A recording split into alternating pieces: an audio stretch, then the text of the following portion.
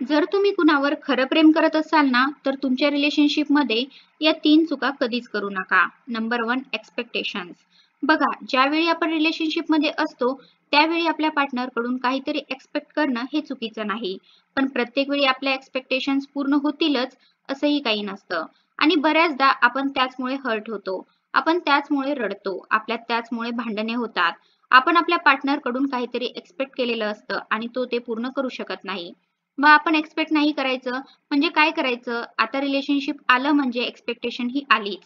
आपण समोरच्याकडून अपेक्षा ह्या करतोच आणि ते करण्यात काही चुकीचंही नाही.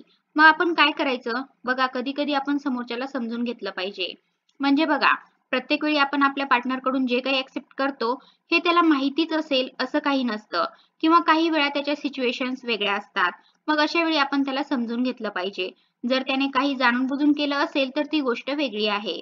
पण त्याची काही चूकच नसेल, त्याच्या सिच्युएशन खराब असतील आणि त्यावेळी जर तो तुमच्या एक्स्पेक्टेशन पूर्ण करू शकत नसेल, तर त्यावेळी तुमची जबाबदारी आहे त्याला समजून घेणं. मग इतर वेळाचं काय? इतर वेळी ज्यावेळी तुमच्या अपेक्षा पूर्ण होत नाही, त्यावेळी काय होतं? बघा, आपल्याला सगळ्यात जास्त त्रास त्याच वेळी होतो, ज्यावेळी आपण समोरच्याकडून काहीतरी एक्स्पेक्ट करतो आणि समोरचा व्यक्ती ते पूर्ण करू शकत नाही. आणि ज्यावेळी आपल्या अपेक्षा पूर्ण होत नाहीत ना, त्यावेळी आपल्याला सगळ्यात जास्त त्रास होतो. आपल्याला समोरच्यावर राग येतो. आपण समोरच्यावर चिडतो आणि आपण हे सगळं करतो कारण त्यावेळी आपल्याला हर्ट झालेलं असतं आणि समोरच्याला ही गोष्ट समजत नाही. कारण बऱ्याचदा आपल्या अपेक्षा ह्या छोट्या-छोट्या असतात आणि आपली छोटीशी अपेक्षा जरी पूर्ण नाही झाली ना, तरी आपल्याला तितकंच हर्ट होतं. त्यामुळे आपण समोरच्यावर चिडतो आणि समोरच्या व्यक्तीला मात्र त्या गोष्टीत काही एक तथ्य वाटत नाही. त्याला असं वाटतं, की एवढ्याशा गोष्टीचा ही का इतका इश्यू करते, एवढ्याशा गोष्टीचा हा का इतका इश्यू करतोय, पण ती गोष्ट मुळात आपल्यासाठी खूप जास्त मोठी असते. म्हणून काही नात्यांमध्ये चांगलं हेच आहे, की आपण समोरच्याकडून खूप कमी एक्स्पेक्ट केलं पाहिजे. Number 2 jealousy. बघा, जेलेसी ही 2 प्रकारची असते. पहिली म्हणजे तीच जी आपल्याला आपल्या पार्टनरला दुसऱ्या व्यक्तीसोबत बघून होते. पण इथे आपण त्या जेलेसीबद्दल नाही बोलणार आहोत. त्याहूनही खतरनाक लेव्हलची जेलेसी म्हणजे बघा, ज्यावेळी 2 जण सोबत असतात, त्यावेळी त्याच्यातला एक जण हा खूप जास्त प्रगती करतो आणि मग दुसऱ्याला कुठेतरी थोडी ना थोडी त्याच्यावर जेलसी व्हायला लागते. त्याची ईर्ष्या व्हायला लागते, की "अरे, हा माझ्या पुढे जातोय, हा माझ्यापेक्षा जास्त प्रगती करतोय." किंवा आता बऱ्याच जणांना असंही वाटत असेल, की "मी तर त्याच्यावर खूप प्रेम करतो. मी तर त्याच्यावर कधी जेलस होऊच शकत नाही." पण असं होतं, असं बऱ्याच रिलेशनशिपमध्ये होतं, ज्यावेळी आपलं नातं काही वर्षांच्या पुढे जातं. ज्यावेळी आपल्या नात्याला काही वर्ष उलटून जातात, त्यावेळी आपल्याला असं होऊ शकतं. बऱ्याच जणांना आपल्या पार्टनरच्याच प्रगतीशी जेलस होतं. कारण त्याला स्वतःचंही काहीतरी करायचं असतं. पण अशा वेळी स्वतःला सावरा. जे आपल्याला आता वाटत असतं ना, की मी त्याच्यावर कधी जेलस होणार नाही, माझं तर त्याच्यावर खूप प्रेम आहे. ह्या गोष्टी तेव्हा आठवा ज्यावेळी तुम्हाला तसं फील होईल. ज्यावेळी तुम्हाला त्याची ईर्ष्या वाटायला लागेल. कारण बघा, जेलसी ही पॉइझन प्रमाणे असते, जी आपल्या नात्याला पूर्णपणे संपवून टाकू शकते.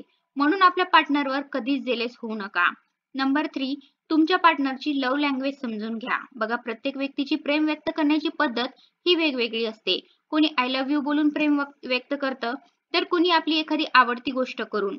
प्रत्येकजण त्याच्या स्वतःनुसार त्याचं प्रेम व्यक्त करत असतो आणि आपल्याला ते समजून घेण्याची गरज असते. कारण बऱ्याचदा आपल्याला आपल्या पार्टनरकडून काहीतरी वेगळं हवं असतं, पण तो काहीतरी वेगळंच करतो आणि ते कुठेतरी आपल्याला आवडत नाही. पण ते त्याने आपल्याचसाठी केलेलं असतं. काही जण रोज आय लव्ह यू म्हणतात, त्यातच त्यांचं प्रेम असतं आणि काही जण तुमच्याशी रोज खूप सारं बोलतात, तुम्हाला समजून घेतात, तुमच्या बऱ्याचशा गोष्टी ऐकून घेतात, त्यात त्यांचं प्रेम असतं. आपल्या पार्टनरचं प्रेम हे आपल्याला स्वतःला ओळखता आलं पाहिजे. कारण बऱ्याचदा दुसऱ्यांचं ऐकून, सोशल मीडियावर बघून आपल्या मनात प्रेमाची व्याख्या ही वेगळीच काहीतरी बनलेली असते आणि आपण तसंच एक्सपेक्ट करतो.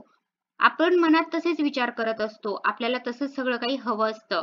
पण आपला पार्टनर काहीतरी वेगळं करत असतो आणि तेही आपल्यासाठीच असतं. कदाचित ते याहूनही चांगलं असतं, जे आपण बघतो किंवा ऐकतो. पण तरीही आपल्या मनात तेच असतं.